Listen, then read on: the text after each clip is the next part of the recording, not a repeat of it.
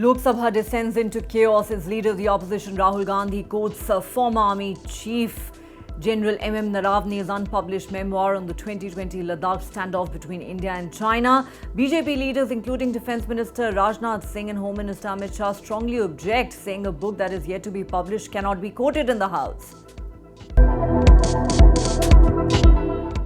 West Bengal Chief Minister Mamata Banerjee brings her SIR battle to the national capital after meeting the top 3 election commission officials. She warns, I can get lakhs of people to Delhi to parade before the election commission. Baluchistan reels under one of its deadliest waves of violence as the separatist group, the BLA, hits banks, jails and military sites, killing over 190 people. BLA claims 2 of the suicide attackers were women, releases their pictures. New York Mayor Zoran Mamdani heckled by protesters after the latest Epstein files mention his mother, filmmaker Meera Nair. From former heads of state to royalty, a slew of high-profile figures find a mention in the documents released by the US Justice Department. After nearly 2 years, Israel reopens the Rafah crossing between Gaza and Egypt. Palestinians begin crossing into Egypt as the border reopens under tight limits. Thousands of sick and wounded still waiting for a way out of Gaza. Pakistan's decision to boycott its India match in the T20 World Cup rocks global cricket. The ICC warns of severe measures including a World Cup ban and sanctions as financial losses loom for the already strained Pakistan Cricket Board. The 68th Grammy Awards are presented in Los Angeles. Kendrick Lamar wins 5 trophies. Album of the Year goes to Bad Bunny. Billie Eilish, Olivia Dean, Lady Gaga and even the Dalai Lama shine at the awards. Stars use the platform to register their protest against America's immigration agency, ICE. A Grammy joke turns explosive. Host Trevor Noah's Epstein Greenland jibe at Trump infuriates the US president. Trump lashes out at the comedian and threatens to sue him.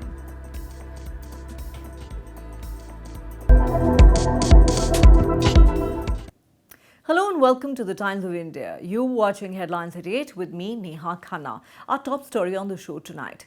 Leader of opposition in the Lok Sabha, Rahul Gandhi, began his speech in Parliament today by holding out a magazine article on an unpublished book by former Army Chief General Naravane on the 2020 Ladakh standoff between India and China. As soon as Rahul Gandhi began quoting the book, there were immediate protests from the Treasury benches. Defence Minister Rajnath Singh said quoting an unpublished book is against the rules of the House.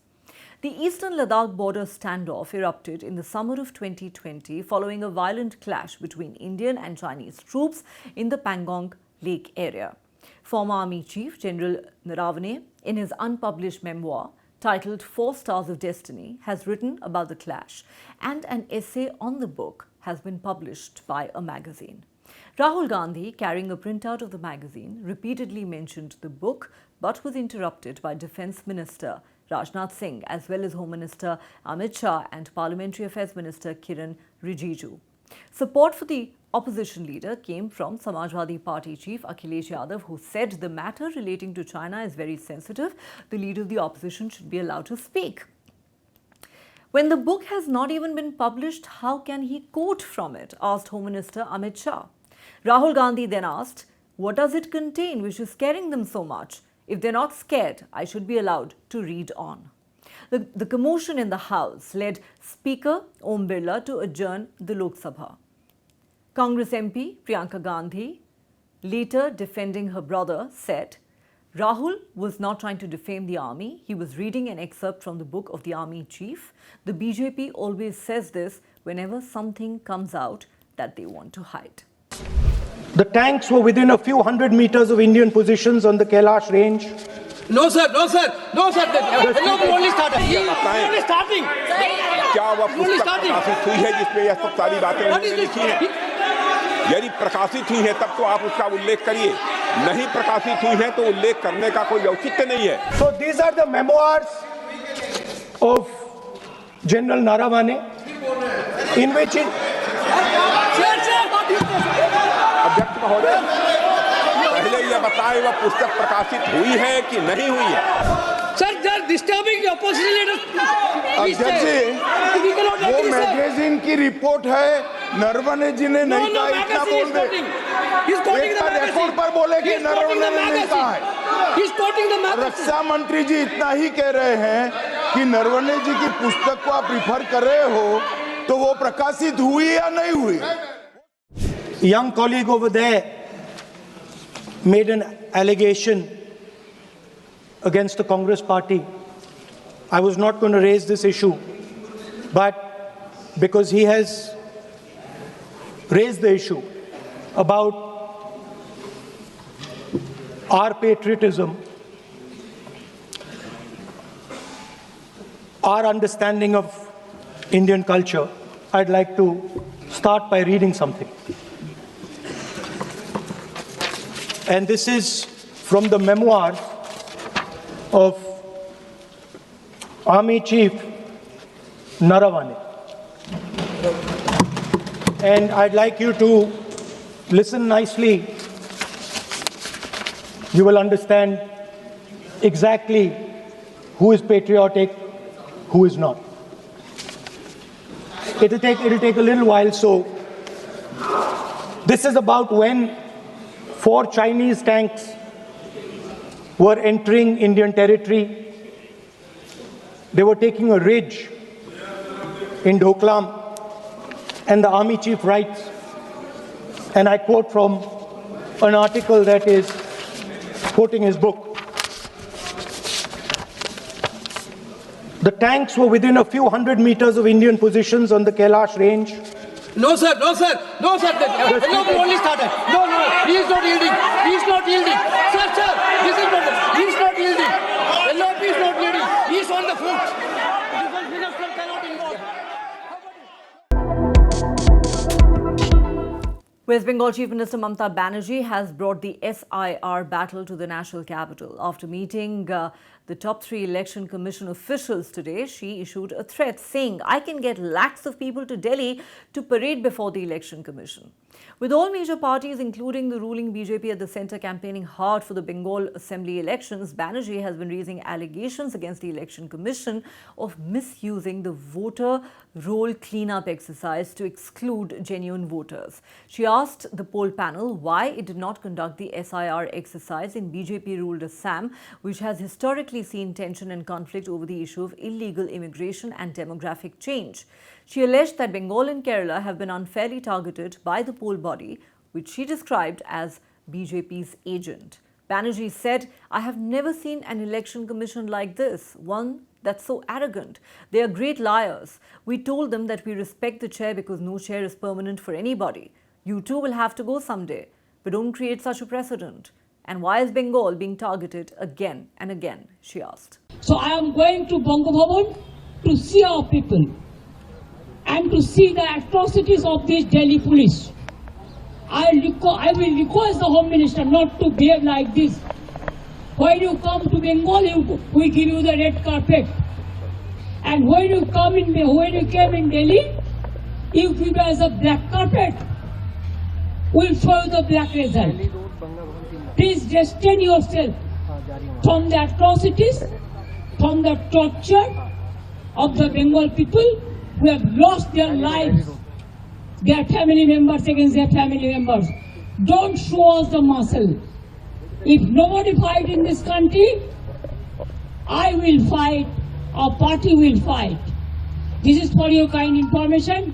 Now I am going to see the Bongo Bhavan only to give the assurance that please be safe and sound. Because they came to meet Delhi press. They will meet you tomorrow.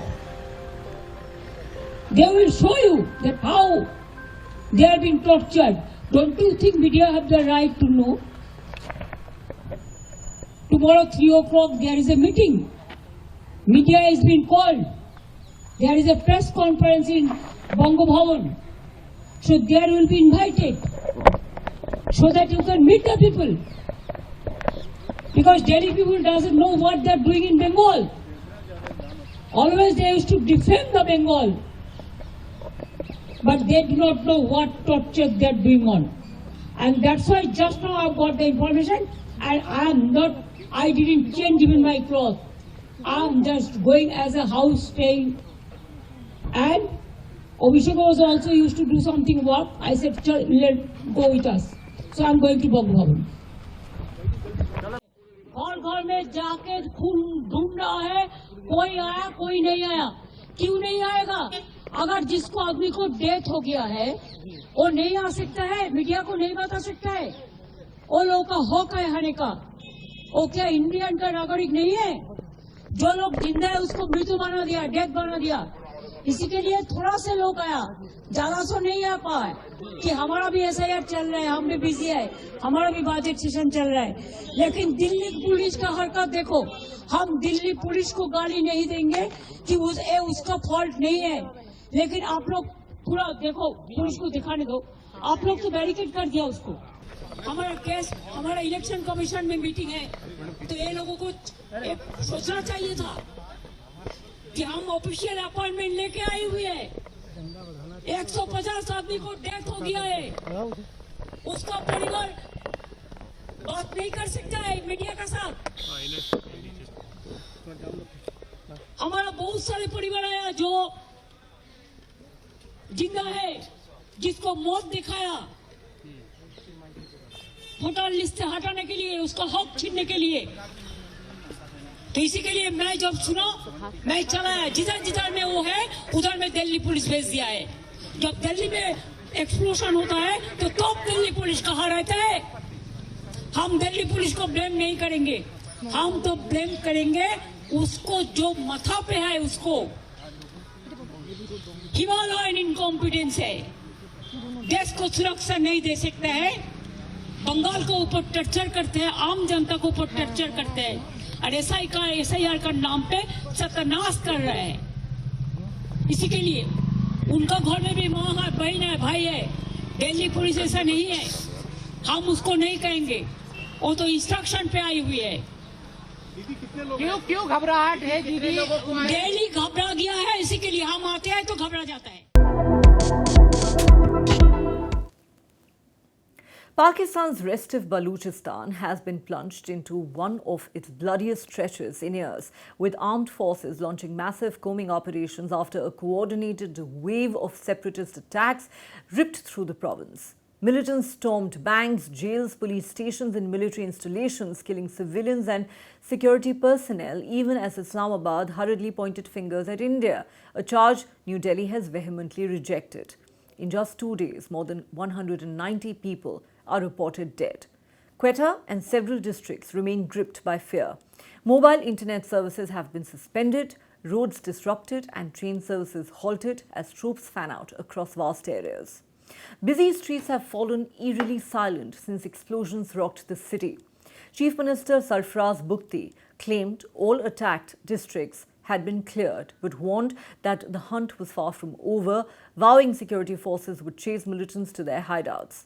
The Baluch Liberation Army, the most active separatist group in the region, has claimed responsibility, saying it targeted military, police and administrative installations. It has also released pictures of 2 women who it claims were among the suicide bombers who carried out the attacks. The insurgency, rooted in decades-old grievances over political marginalization and exploitation of Baluchistan's rich resources, continues to simmer in Pakistan's poorest province.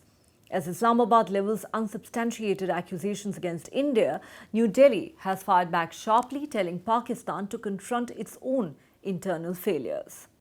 Pakistan is claiming a major counter-terror success in Baluchistan. Islamabad says 145 terrorists and 17 security personnel have been killed in coordinated operations carried out over the last 40 hours.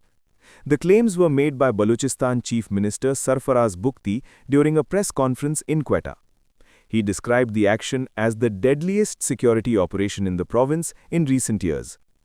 Bukti said the bodies of all 145 alleged terrorists are in government custody and identification is underway. He said the operations spanned several locations, including Quetta, Gawadar, Sibi, Noshki and Pasni. According to him, security forces responded to multiple coordinated attacks that erupted across Baluchistan late Saturday night. The Pakistan Army earlier released its own figures. It said at least 92 militants and 15 soldiers were killed during clearance operations.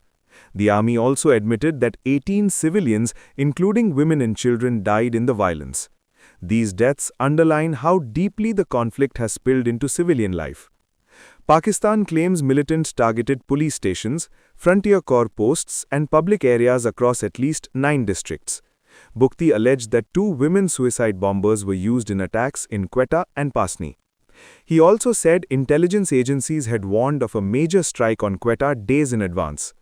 The chief minister called the killing of 5 women and 3 children in Galadar the most painful moment of the violence. During the press conference, he played videos of grieving families, highlighting the human cost of the insurgency. Islamabad has also claimed that some militant handlers were operating from Afghanistan. Bukti ruled out talks with groups like the Balochistan Liberation Army, calling them terrorist outfits, not political actors. However, he said those willing to surrender would be considered for rehabilitation. But Pakistan's narrative is facing sharp questions. The Balochistan Liberation Army has released its own version of events. The group claims its fighters launched Operation Hero Phase 2, which it says is still ongoing across multiple districts. According to the BLA, more than 200 Pakistani security personnel have been killed and at least 17 captured. The group claims it temporarily took control of areas in Kharan, Mastung, Tump and Pasni, and even pushed security forces back in parts of Quetta and Noshki. These claims remain unverified. What is clear is that Balochistan is witnessing one of its most intense flare-ups in years. The province has long been gripped by an insurgency rooted in allegations of political marginalization, economic neglect, and exploitation of natural resources. As competing claims emerge, Pakistan has once again attempted to shift blame outward. India has firmly rejected Pakistan's allegations linking New Delhi to the Balochistan violence. In a strong statement, India's Ministry of External Affairs dismissed the claims as baseless and frivolous. MEA spokesperson Randhir Jaiswal said Pakistan's accusations are a familiar tactic to deflect attention from its internal failures.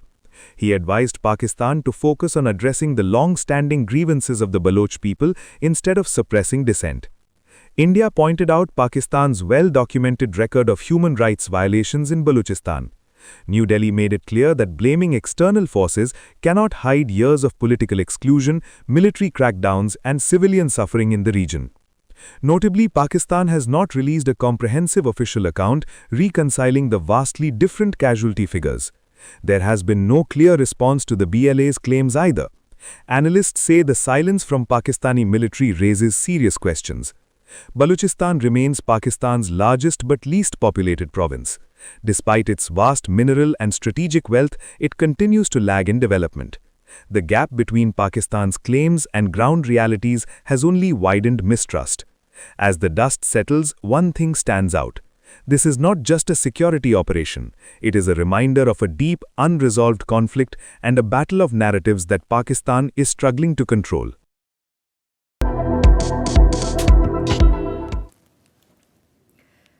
Tensions flared outside Gracie Mansion as New York City Mayor Zohran Mamdani was heckled by some people days after the US Justice Department released a massive new tranche of Jeffrey Epstein-related records that mention his mother, acclaimed filmmaker Meera Nair.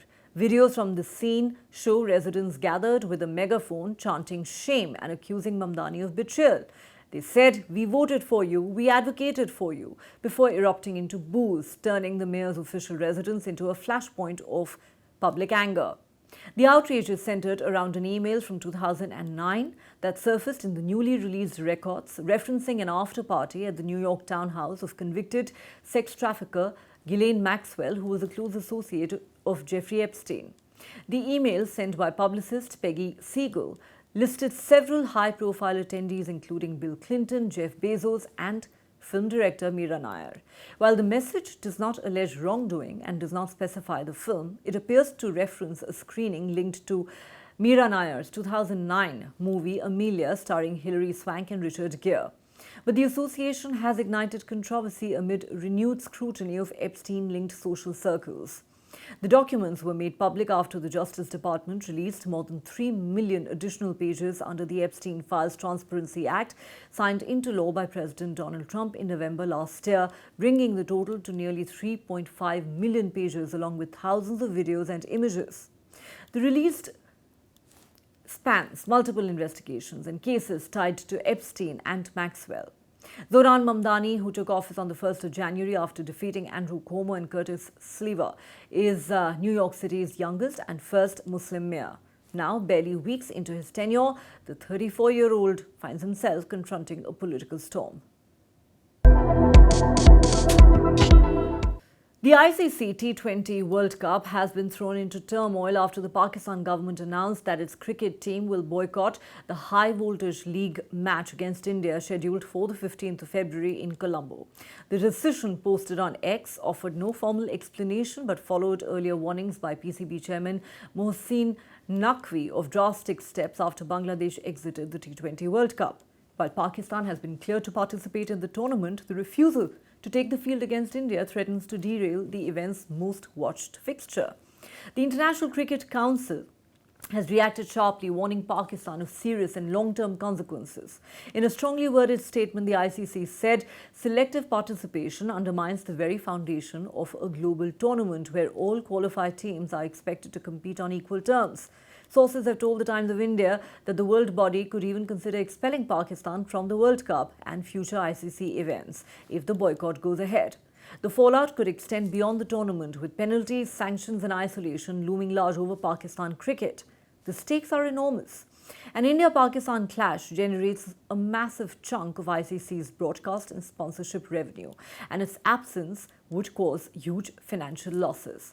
Under ICC rules, a no-show would mean Pakistan forfeits the match, loses 2 crucial points and takes a hit on net run rate, potentially damaging its Super 8 chances. More critically, the Pakistan Cricket Board, already financially strained, earns around $34.5 million annually from the ICC, largely driven by India-Pakistan matches.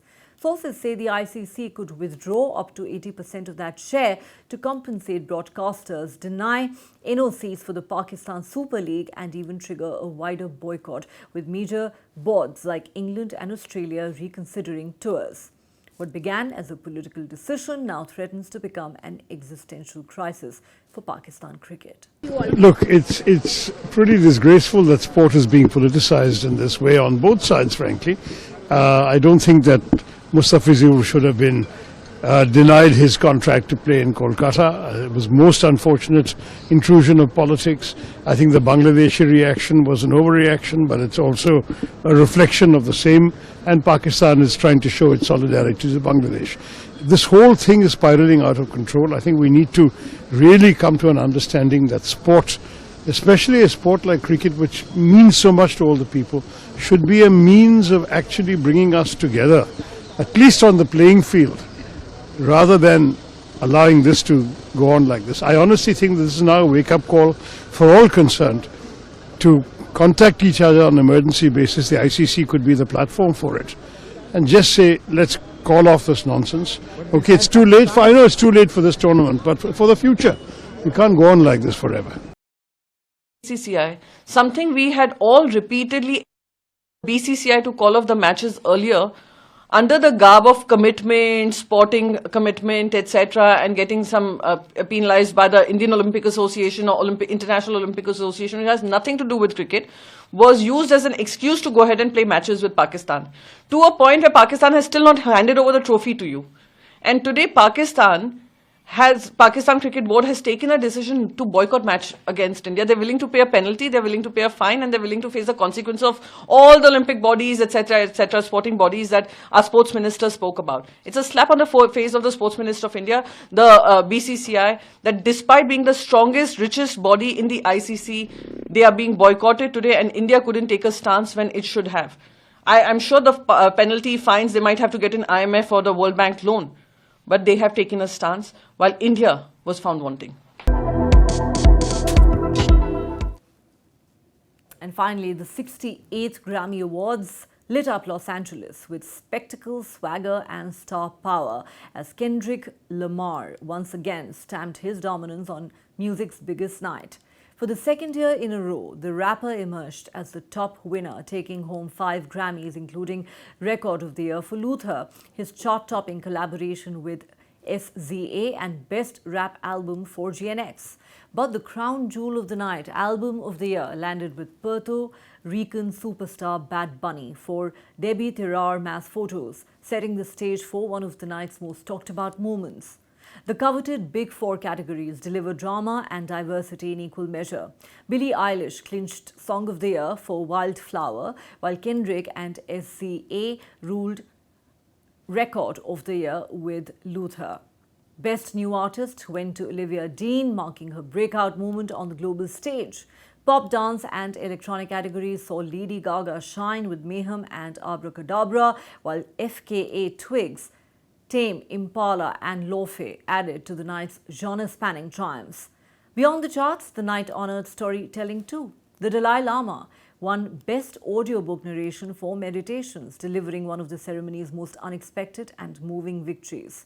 Film and TV music also had its moment, with Sinners dominating soundtrack categories and John Williams winning Best Music Film.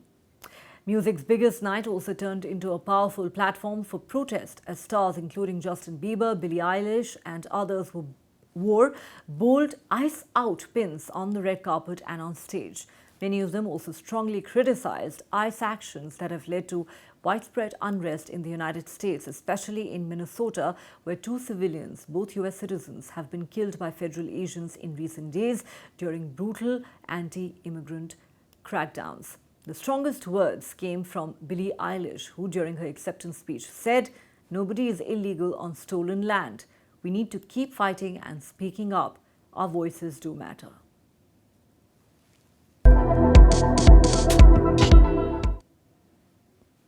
And that's all the time we have on this edition of Headlines at 8. Thanks for watching. Do join us again at the same time tomorrow.